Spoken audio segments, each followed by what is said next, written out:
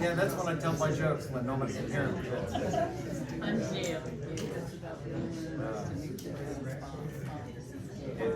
We need experts. There we go.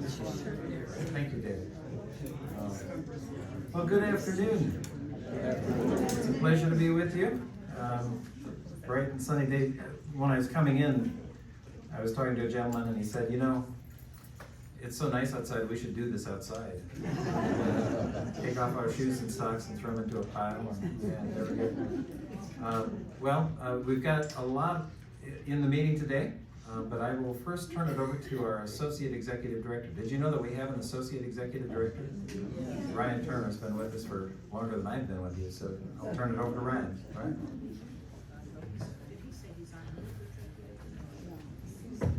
Well, good afternoon. Can you hear me? Yes. All right, good. Wanted to just steal a couple minutes of your time today and talk about two items that impact you. One, you should be receiving a letter. When does it go out? Tomorrow, Amy? Tomorrow in the highlights. That Medicare open enrollment begins this week. And you probably already know that from all the extra commercials that are on in the evening hours and the overnight hours and the daytime hours. So there's a letter that I dusted off that we sent out a couple of years ago, and it really does help us to understand what Medicare Advantage plans that we are in network with, but we also want you to pause before you re-sign and really do your research. We do continue to see a growing number of residents shift from Medicare traditional to Medicare Advantage. And in some ways, it sounds like a great deal.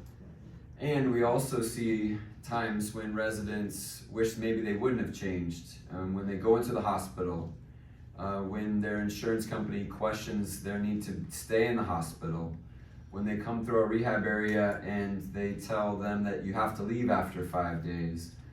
They really do, the Medicare Advantage plans, they put a case manager in the middle between you and us, and in some ways really do push you, move you along, push you along, as some families would say, a lot quicker than we would want. So the letter does detail that we have agreements with, I believe, 6 different providers at this point in time, but it also, wants you to be aware that we think there's more flexibility and more choice if you stay with the traditional Medicare plan. Ultimately, it's going to be your decision. But we do want you to think that through. We've had a number of families, particularly in the last few months as we're coming out of COVID, say, I thought I had a really good plan. I thought I had coverage when I needed it. And unfortunately, they've had to go through a time where they were really crunched for time and resources, and now stepping back saying, we are going to change when open enrollment happens. So this is the time of year to do that. You have a few weeks to do it. And I just wanted to make sure folks are aware, and I put my name and email address and phone number at the bottom. If there's any individual questions, I'd be happy to answer them when you feel comfortable. So that's coming your way in the highlights tomorrow.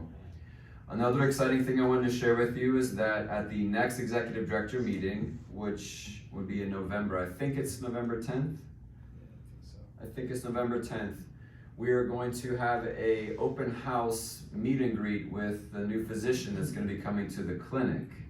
So really excited after a long time, after an attempt to work with Bon Secours, which didn't happen. We have negotiated an agreement with Prisma Health to bring a nurse practitioner to the clinic. We're probably looking at beginning of December start date. We're going to have Dr. Lori Terrio here. She's our medical director. She's going to be overseeing the care that's provided in the clinic. She is a board certified geriatrician. She is the chief of geriatrics for Prisma Health System here in Greenville. She's really sharp. So she's going to be here for the second half of Bob's meeting next month as an opportunity to answer some questions and just talk about what that support is going to look like in the clinic. It's been a long time coming. And we're really excited about having a nurse practitioner down in the clinic, probably 2 days a week to start off, and it can ramp up from there depending upon the demand and the interest of residents here. So I wanted to make sure you're aware of those 2 items, the open enrollment coming, which you're aware of, but then also the opportunity next month to meet with Dr. Terrio.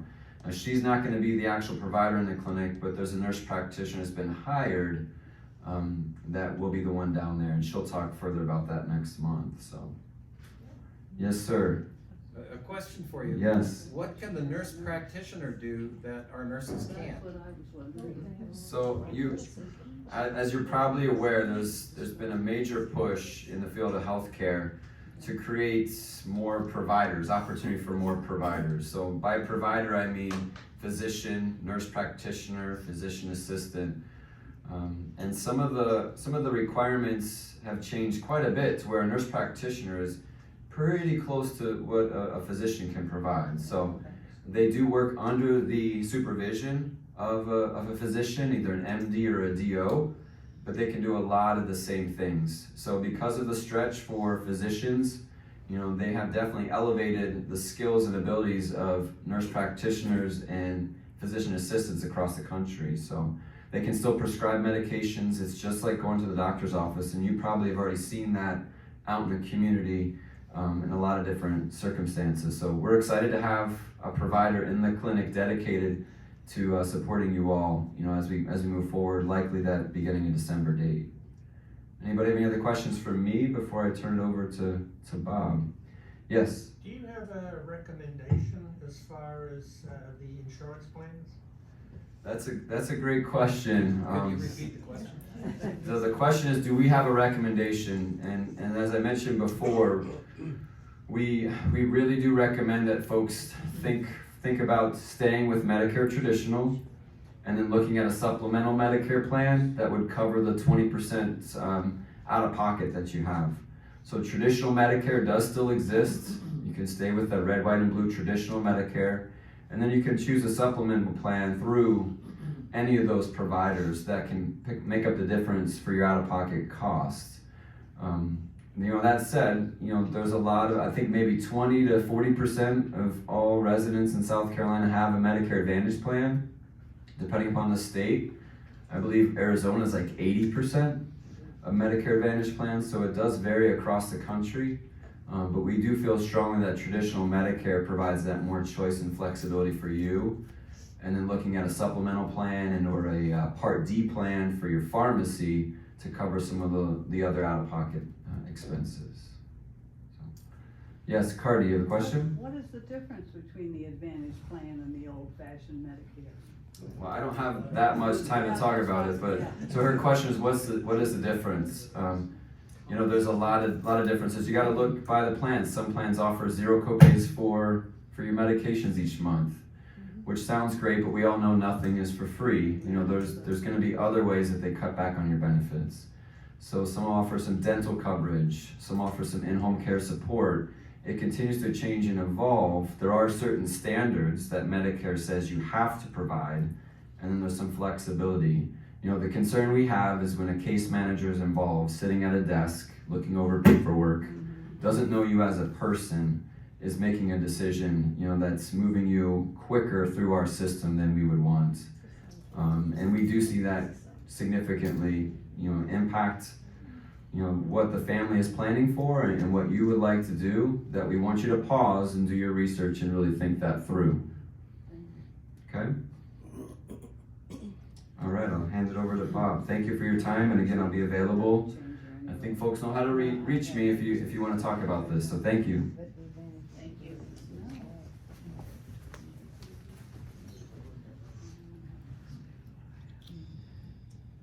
Yeah, Cardi, I went to school for 2 years to learn how to run a managed care program.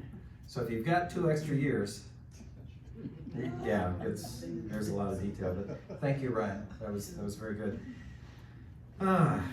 Yes, we're really going to be talking about 3 things, 3 main things. One is Ryan's little presentation on Medicare and insurance, and then we're going to talk about the exciting topic of governance.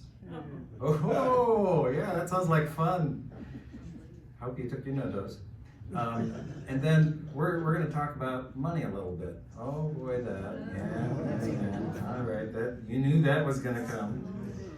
But first with governance and management, and we'll take there we go. Some of these slides are repeats from last month, so if you've got a poor memory, this is a new presentation. But this presentation is going to drill down on that and give you a little bit more information.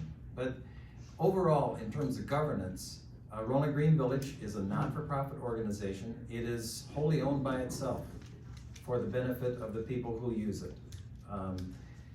Somebody asked, there's a technicality in some states where there has to be a membership. We do not have membership in South Carolina. It's not a requirement. So it is operated by the board for the benefit of those who are to receive the services. Does that make sense? Okay. So what does the board do? They are responsible for overall policies, and we're going to talk about those a little bit more at length. But when you think of board work, think of it in terms of the mission and purposes of the organization. They're not going to decide, they shouldn't be deciding paint color. That's really an operational thing. But they're going to be talking about why does the organization exist and how do we demonstrate that, okay? Then there's Life Care Services. There's a management contract with Life Care Services. Life Care Services has been here for well over 2 decades. I haven't, but Life Care Services has a management contract with the board, okay? And that contract says that Life Care Services is responsible for ensuring that the policies, procedures, and the systems are in place to operate the organization to meet the board's purposes, okay? And Life Care Services hired me as an executive director, and Ryan as associate executive director. And we, in one way to think of it, we're Life Care Services representative to the board each month. And so the board has essentially one employee, which is Life Care Services, which means me. So if they have an issue, they usually come to me. So that makes life interesting. Then beneath Ryan and myself, we have all the operations of the organization. What's that? Well, that's the paint color. That's the carpeting, that's the electricity, that's the nursing care, that's getting the contract with the physicians, that's doing anything to operate the organization within the guidelines that the board has given us. Does that make sense? Okay. We'll go to the next slide. Okay, now we're gonna dig in a little bit to governance. Okay. The board itself determines the purpose, and I use the term ends, and I'll explain that in a minute. Ends, mission, and vision. And you've seen our mission posted around. But in the end, why does RGV exist? Who it serves, what we do in general, and in general, how the organization is to benefit people. Okay, that's the ends. And that really is the mission and purpose.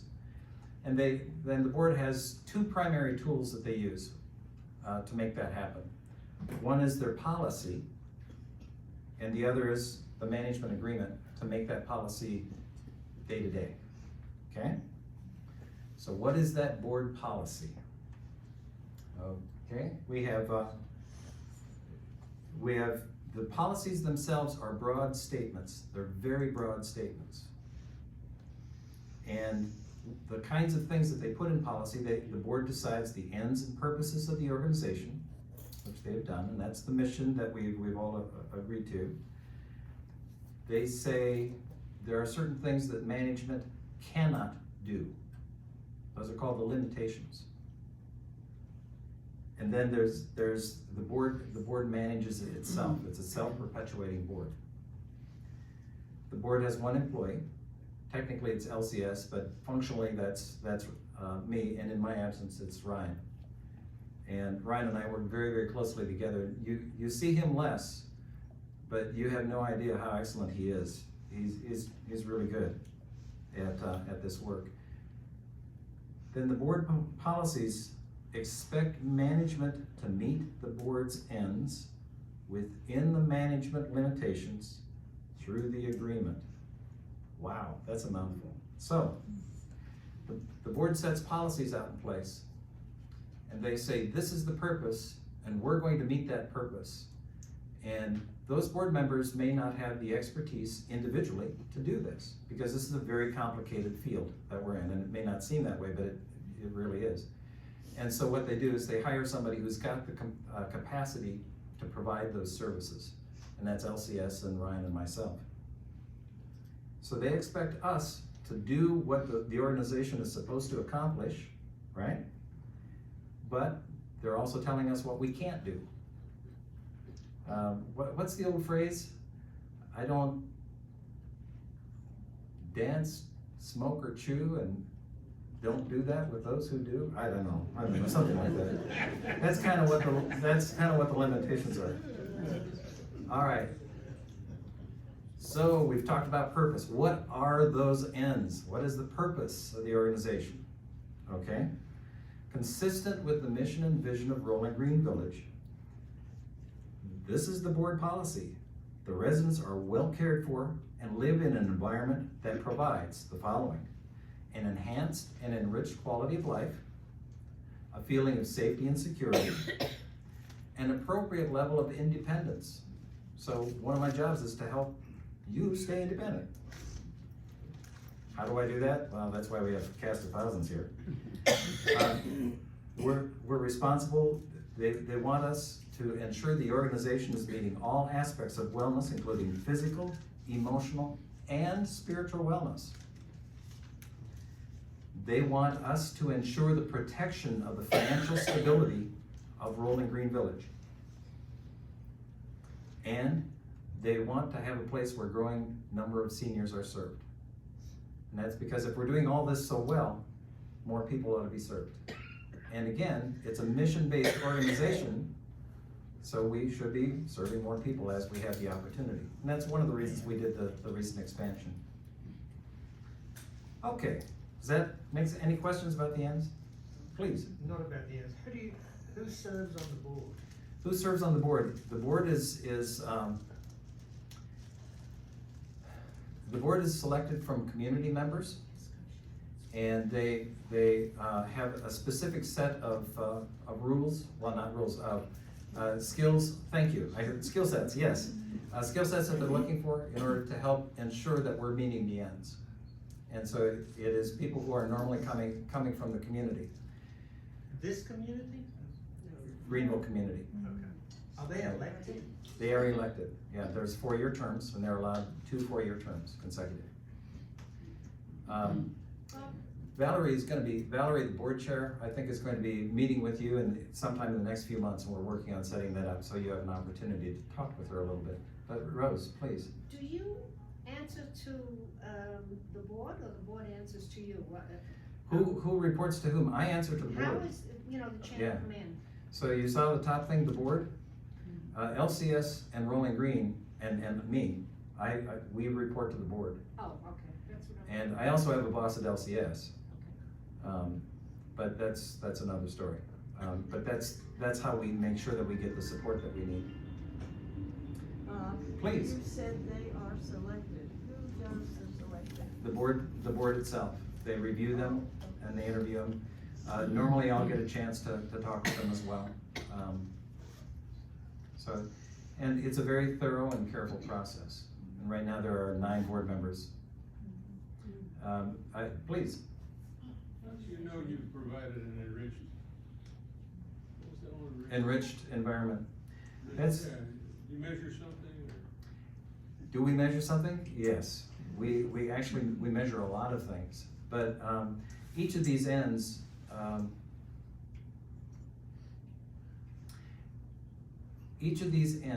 and the part that I'm going to be talking about next, we annually review them, and we do a couple things. First of all, we do an interpretation of them from the management perspective, and then the board decides whether they accept that interpretation. That interpretation includes a measurement, or several. In this case, it's several different kinds of measurements that we use. All of those are separate from me or Ryan. So, for example, we did the resident survey last fall. That was one of the measurements we used last year. We have other measurement tools that we use from satisfaction, but also we look at how many people are participating in the wellness programs, what numbers of people are engaged in different things that we do across campus. So we have a number of different metrics that we use. That's a good question. Each of these ends is measurable, and sometime maybe at another presentation I can talk about how we measure those things. the next part that I mentioned is there's the ends, and then there's the things that the board tells us we can't do. They're called the management limitations. Okay, why would they tell us things you can't do? They're supposed to tell us things we can do. Think of it this way.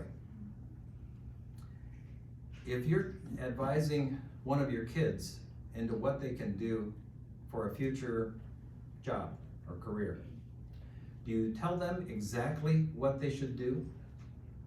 Or do you say, you know, you really wouldn't be good at this, but these might be some strength areas, right? By setting a limitation on what you can't do, it frees you up for everything else, right? It's kind of a different way to think. So what is a management limitation?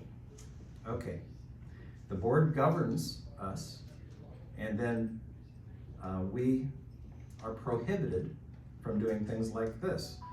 We're prohibited from breaking laws. Makes sense, right? Okay, you know, if something doesn't break the law, we've met the standard, right? We're prohibited from causing harm to residents. Makes sense. We're prohibited from creating fiscal jeopardy for the organization. So that's why sometimes you hear the budget word. We are prohibited from spending money outside the budget, and the budget has to be approved by the board. We're prohibited to operate without succession planning. What's that? This is my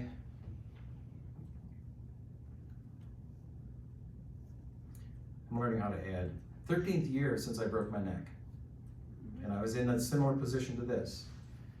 And I was out of work for about 4 months. And when I came back, frankly, I was not in really good shape. I was on a lot of painkillers, as I know you all understand. I made sure, I always try to make sure that there's somebody that can step in and keep things going if I get hurt. And that is a requirement that the board puts on me. And I put it on myself as well for obvious reasons. So succession, we're prohibited to not have someone as a backup. In fact, we have backups for backups because we work with LCS. And finally, we're prohibited from keeping legal and compliance information from the board.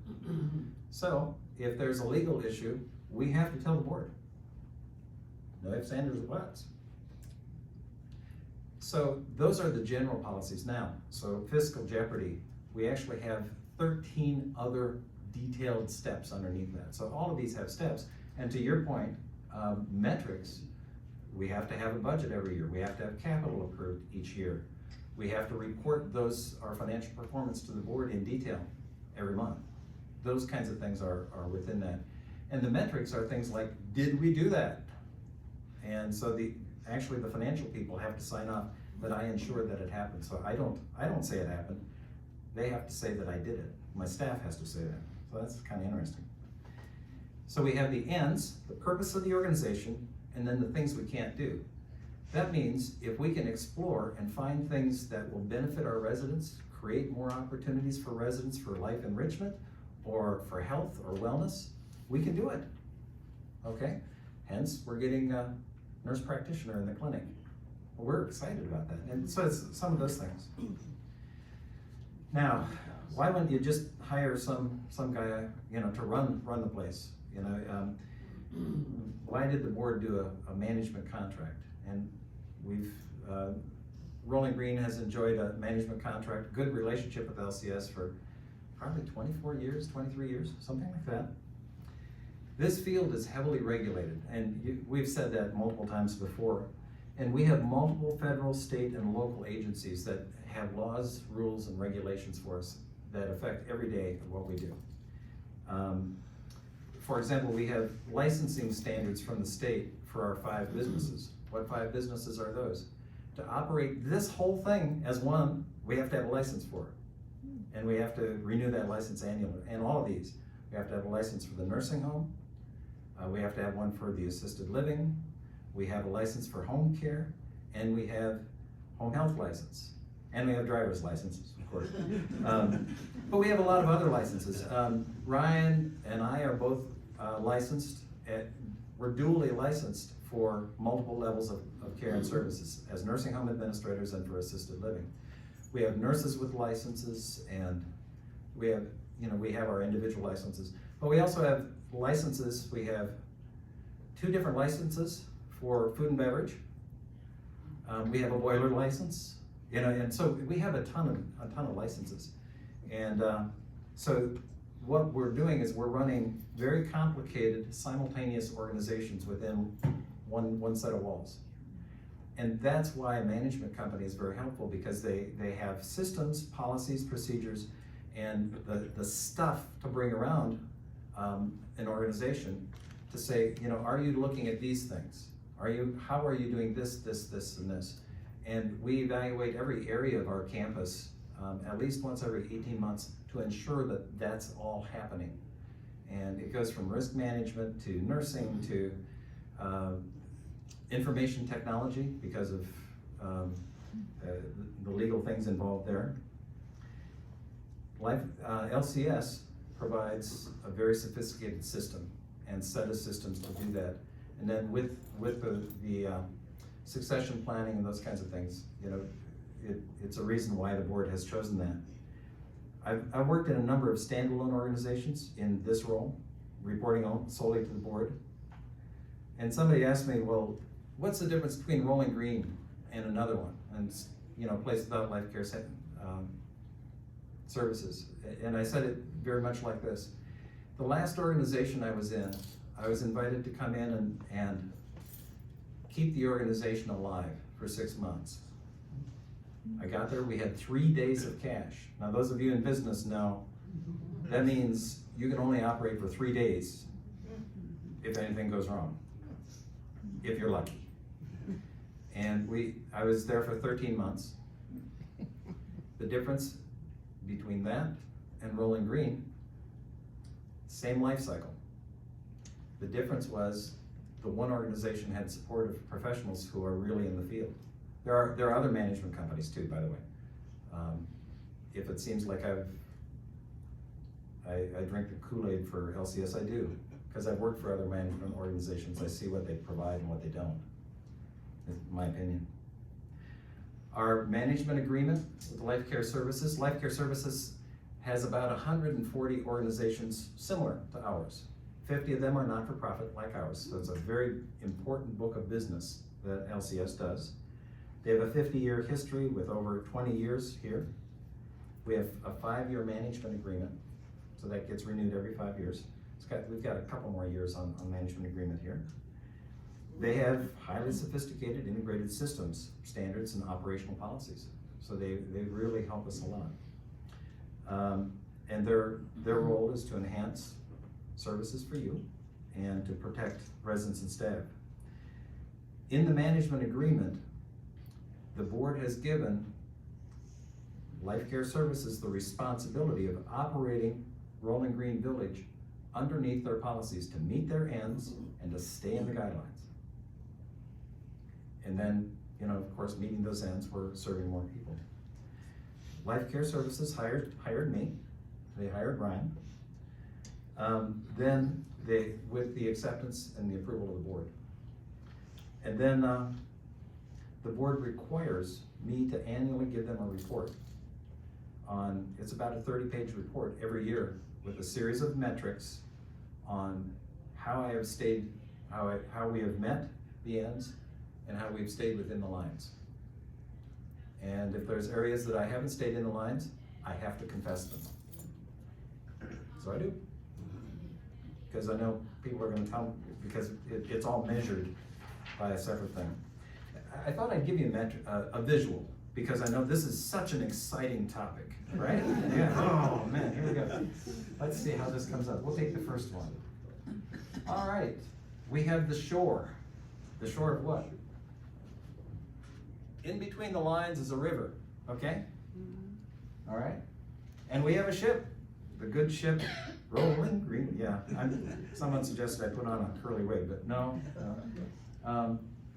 That ship is operated by a series of very highly skilled, experienced professionals. You know, there's Amy, there's David, there's Ruth, and we have a multitude of people, both in the director role and the operational role, all the way to our nurses, our housekeepers, our dishwashers. We have a whole host of people. We have about 220 employees here today. And they're operating the ship, making sure that the engines run and it goes forward. Now, the purpose of the ship is set by the owners, which is the board, okay? The way that the ship is going to operate and the plans for it are what LCS provides. So they say, okay, you need to put fuel in the fuel tanks, and this is the kind of fuel you'll use to make it work. And this is the kind of programs and things that you're gonna have on the ship to make it happen, okay? Now there's one thing that they have a captain, which is the executive director, and there's one thing they tell you not to do. Can you guess what that is? Don't run aground, that's right. So they have management limitations. So that's a picture of how the board works with Life Care Services and Ryan and myself, and then with our department head staff and with our individual staff members of how this all fits together. And by doing this, the ship can go in the right direction. And the direction is set by the board. They tell us, okay, that's what you need to accomplish. Okay, does that make sense? I should have just started with that, huh? Yeah, all right, I get it. Okay, any questions so far? Okay. Please, Rose. Do the directors of each department answer to you or to LCS? Do the directors of each department report Yeah, to like say either? Ruth and the Yeah. different people. Who do they Skip. report to? Yeah, great question. They report to either Ryan or me. Okay. I also report to LCS. And yeah, there's also another factor. Because LCS has a lot of systems and there's a lot of sophistication, and the things like marketing and some other things, we have specific consultants for. And one is marketing, and they work very, very closely with Ruth, yeah. With Ruth. But we also have a nursing consultant who is amazing. She's amazing. And we have other consultants that work with our staff directly to make sure that we're doing what is best practice, okay? This is the structure, and there's a line that's missing, and I apologize for that, that's my fault. At the top is the executive director. Actually, this is the same one that was in the thing that we put on the portal. So the executive director, then I get to work with Lindsay and Ryan, and then the concierge, the front desk reports to Lindsay. Then Ryan works with the director of nursing, and he works with all the licensed areas. That's the director of nursing, the community life and wellness, and resident health services. And then chaplain and human resources report to me. And then I work with Jane Stein, the fund development, financial services, marketing, food and beverage, and plant maintenance. So we have the work separated. But the directors all report directly to us. And again, that's where we have the standards, and we expect, as Ryan and I expect, our managers all work within the standards that LCS has provided for us. And there's still leeway in there. And again, our whole purpose is to meet the ends. Okay? So we can go to the next slide. Okay. So we have, and again, I showed this last month as well. We have multiple connection points with residents, and that's very important to us.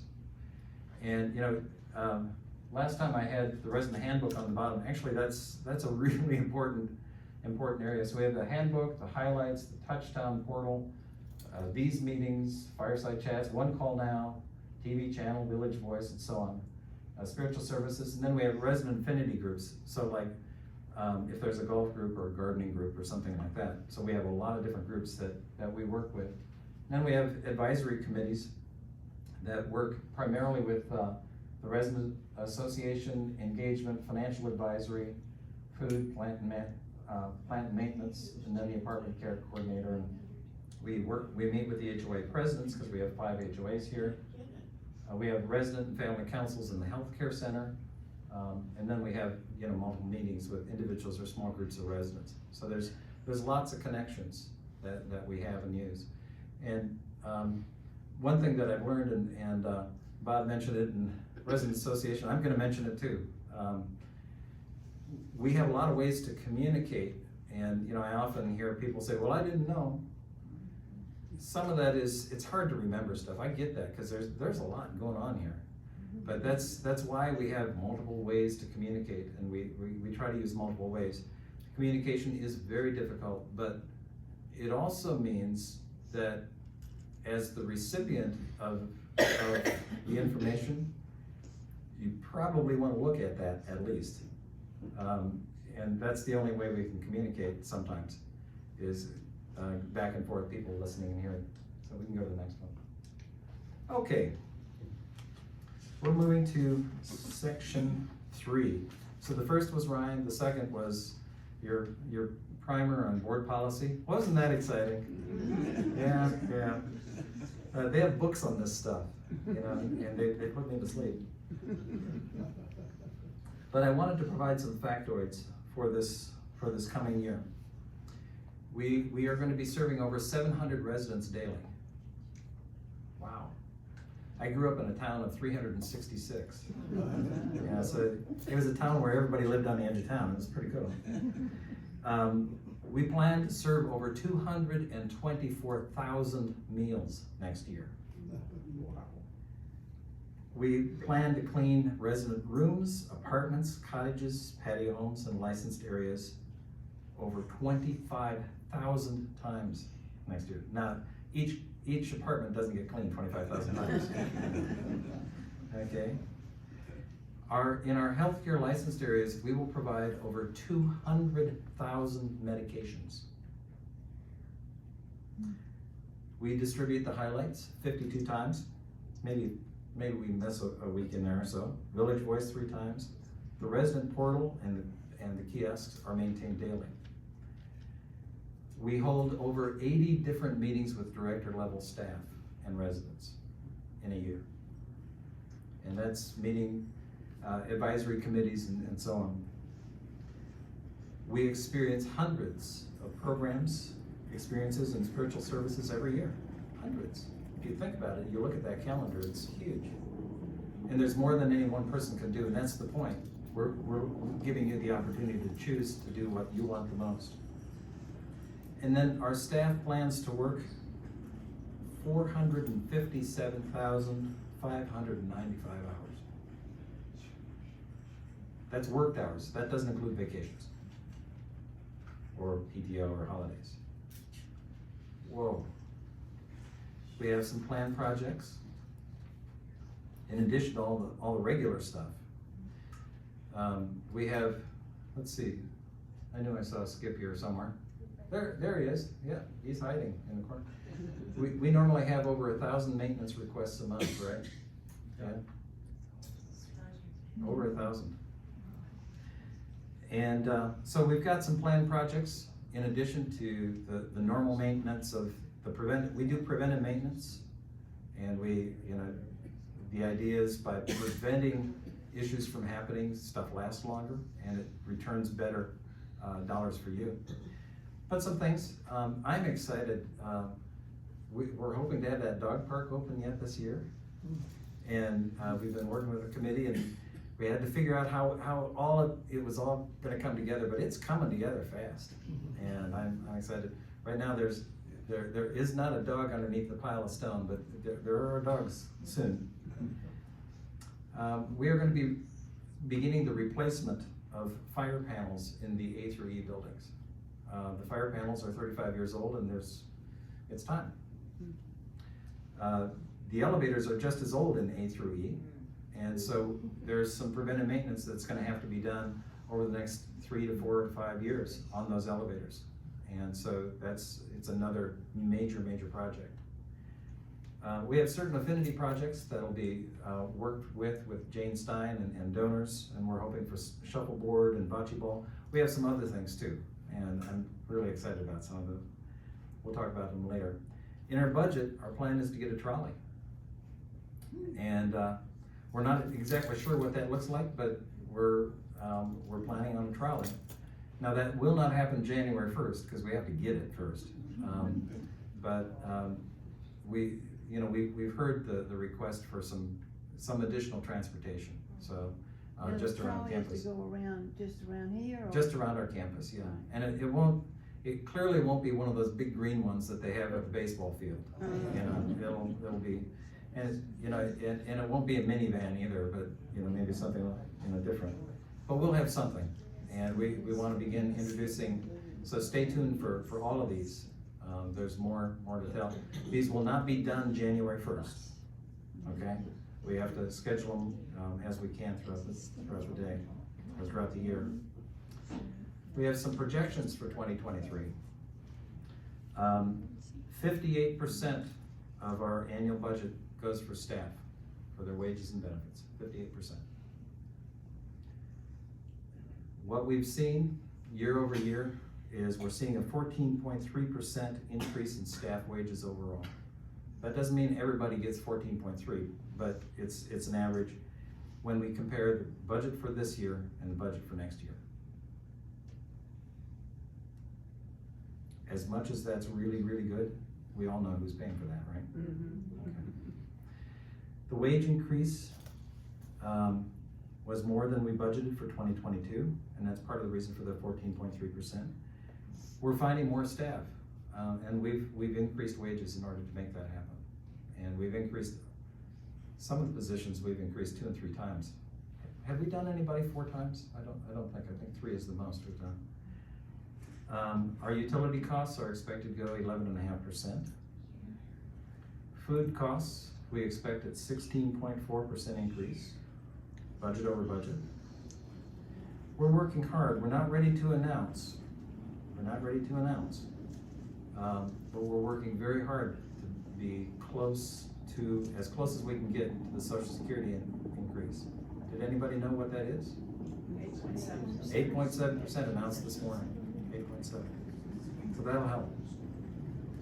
And we're working to create efficiencies. With food going up and some of these things going up crazy, are we going to be able to make 8.7%? We are working hard at it.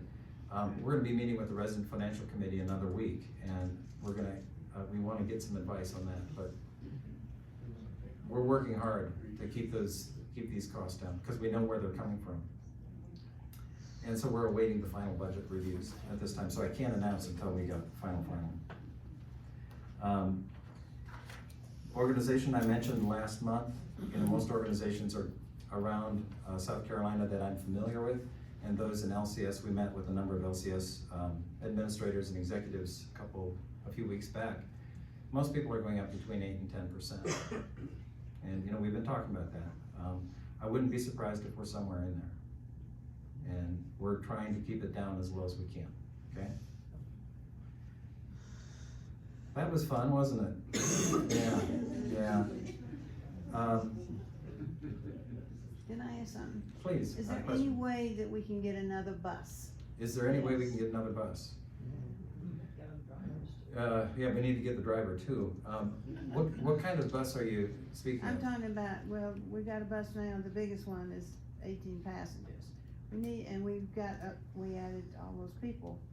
And in order to provide the programs that y'all have been providing, you've got to give them more transportation. And so Bless you. the bus is always, and plus that bus that we have right now is still working, but it's pretty rough. Yeah, it's I think it's been 8 years. Is Vern here? It's probably been about 8 years since that was replaced, or one of them was replaced. We're gonna need to be looking at that very soon as well for a bus. There is a limitation, and let me explain. We can get a much bigger bus, and that would carry more people, obviously, but you can't take it downtown because you can't get around the corners. Right. And so for a number of things, we've taken 2 vehicles and so on, Mm-hmm. but we'll have to take that under advisement.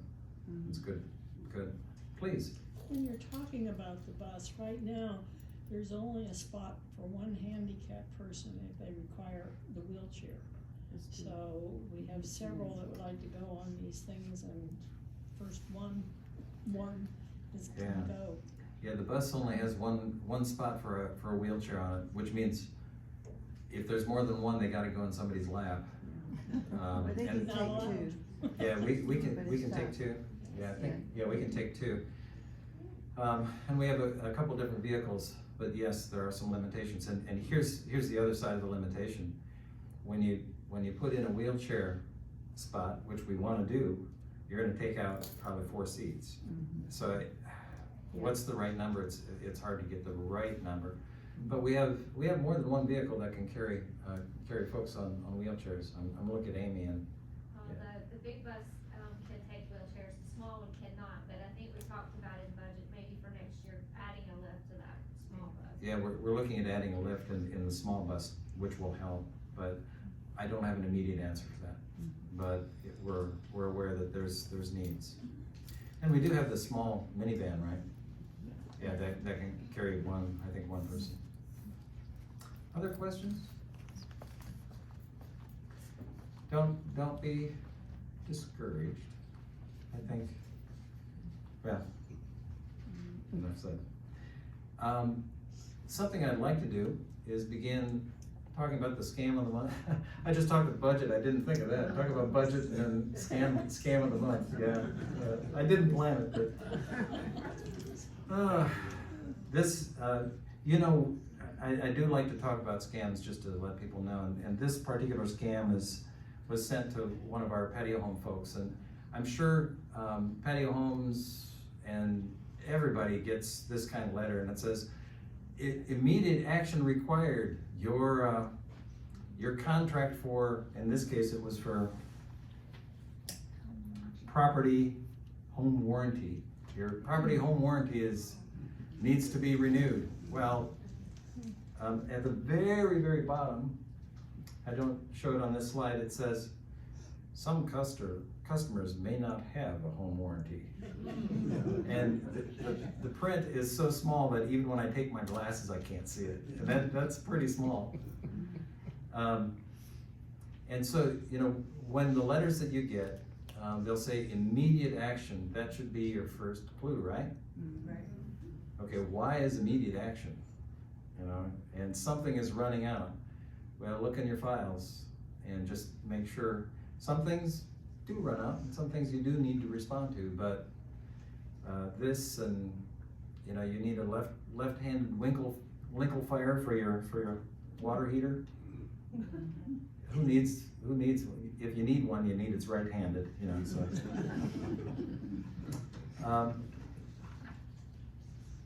Other than jokes, that's all I've got for today. What other questions do you have? Please. How do we get it warmer in the dining room? How do we get it warm in the dining room? Yeah, I've noticed people are wearing coats in there. Yeah. Blue is not our natural color. Yeah, blue is not the natural color. Well, now wait a minute. My team is maize and blue, so but that's a separate issue. We talked about that earlier this week, and we are working at getting the temperature a couple degrees warmer. And I don't know if we're being successful yet. We've had some challenges with the system, but please. Would it be possible to get deflectors so that the air doesn't come down on you? Is it possible to get deflectors? And that's the second part of the cold, because it's blowing on you and your food, right? But more importantly, you. Cools your food off. Yeah, it cools your food off. We're gonna have to look at that. I don't have an answer for you on that, but yes, it's been uncomfortable, and we've been talking about it, and there have been some challenges, and we're trying to work those through. But we want to get it a little bit warmer. The other piece with that, I see Judy raising her hand, and you make me think. The other thing is sound. And we just contacted our interiors person to help make some recommendations on some sound levels or something that we can do, because there's a lot of hard surfaces, there's a lot of windows, and you don't really want to cover the windows, but maybe there's some other things that we can do that can help control the sound a little bit better. So we're looking into that. Knowing our interior decorator, this isn't her highest priority, so we may have to encourage her a little bit along, but it's an issue. Great. Please. Are we going to get a copy of your talk today? Are we gonna give a copy of our talk today? We used to get the summary, because you have a lot of information you did last month, and we'd like to have it. Yeah, we can put this on the portal. Again, yeah, I hear, people don't really like the portal. These are, not everybody has access to that, and we can create some paper copies as well. What we may wanna do is, I use, 2 pages per day and black, so it's a little easier it doesn't use as much paper and ink and all that kind of stuff, so we might do something like that, and we can make that available. Lindsay's nodding at me, and yes, yeah. We want you to have it. I mean, the reason I'm giving it to you is so you can have the information, so good, great questions. Other questions? Yes, please, Tom. I like your visual about the river and the boat. You like the visual, okay. You very kindly left out an important ingredient that I suggest you might add. There's 700 passengers on the boat, each one having an idea how the pilot ought to run the ship. 700 shipmates, all with a... And a lot of them constantly poking holes in the hull. Well, But you were kind and generous not to do that. Thank you. The person who trained us in policy governance and managing this way, actually, this is called policy governance, and it meets the legal and fiduciary duties of a board better than many other systems. But the way he described it is, you only have one steering wheel, helm, okay, on a boat, and how many people can get their hands on that at once? So you gotta make somebody responsible for running you aground, please, yes. Your annual report, I guess, the one back to the board, Mm-hmm. how is it, do we see that, how is that disclosed? It's a 36-page document that goes to the board at the board's request, so it just goes to the board. I sure would like one. You'd sure like one. Yeah. That's not something that we've given in the past. I can present items from it, but what it does is it goes into a lot of operational detail that would put a lot of people to sleep much faster than my presentation today. And it includes things like on quality. Okay, we've had how many surveys this year? 3 or 4? I think 3. 3, yeah, 3 surveys just in the healthcare areas. And we scored well. We scored very well. Food and beverage scored 100%. Oh. And 100% is good, right? And we get surveyed quarterly, and those are the kinds of metrics that we look at as some of them. But we also look at the resident surveys, we look at staff surveys, which we're doing right now, and other things. We look at how many meals are people eating. So it's a lot of factoids that typically we haven't shared, but it's very specific relative to the policies. But what I can tell you for sure is that list of types of policies, those are all the management limitations are listed in there. They're all encompassed in one or other of those. So again, the detail. Did we have our attorneys review the employee handbook this year? Yes. Did we complete the quality surveys for these 7 departments? Yes. And evidence is provided. But again, you can actually learn a lot of that by participating in some of the advisory committees. And that's really where the rubber meets the road. Please. Does the new handbook have many changes in it from the old? Does the new handbook have many changes in it from the old? The biggest change, I think, is going to be that people have to laugh at my jokes. Actually, usually there's some minor changes that occur. There may be some language changes, but normally, we don't like changing it in major ways. And the reason is because this is how the culture of Rolling Green perpetuates. So I'm sure it'll have some changes, but right offhand, I don't know what those will be. I think. Ruth is speaking. Yeah, go ahead. Since I'm the one that's putting this all together, Yeah. I think the biggest changes you're going to see is in the organization of it and the ability to use it effectively. Right now, and I can tell you this because I'm buried in it, if I want to know a certain policy for cars, okay?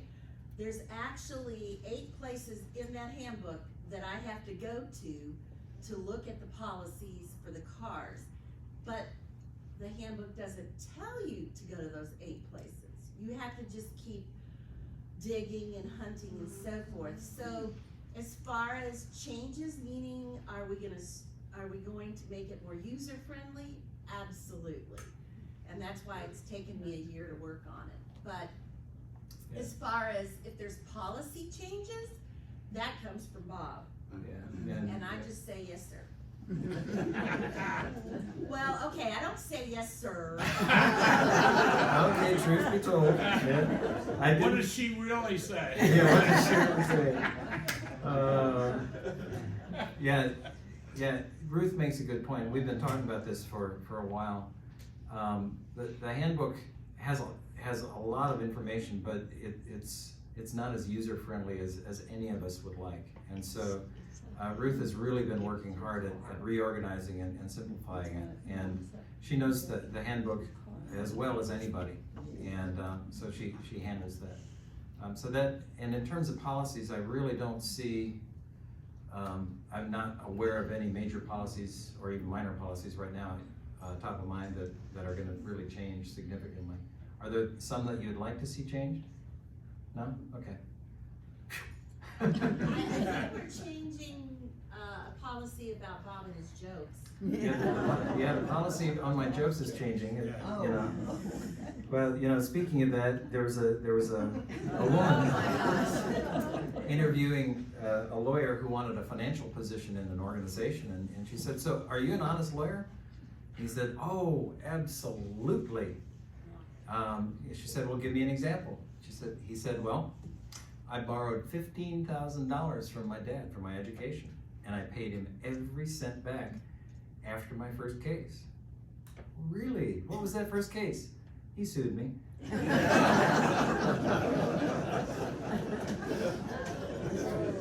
Okay. Well. Yeah, and we recently, my wife and I recently took a trip to Alaska, and it's our only time that we've gone, and we were just very, very thankful to be there. And somebody asked a Canadian, or an Alaskan, "Hi, did you have a good summer?" And the response is, "Yeah, I think we did that day." Okay. Yeah, one of our people had an accident the other day. They were hit in the head by a can, but lucky it was a soft drink. Okay, enough of that. If there are no other questions, you have been very attentive on actually a very, very important but kind of thick topic today. So thank you very much for your attentiveness and for being with me today. I appreciate it. And you all have a good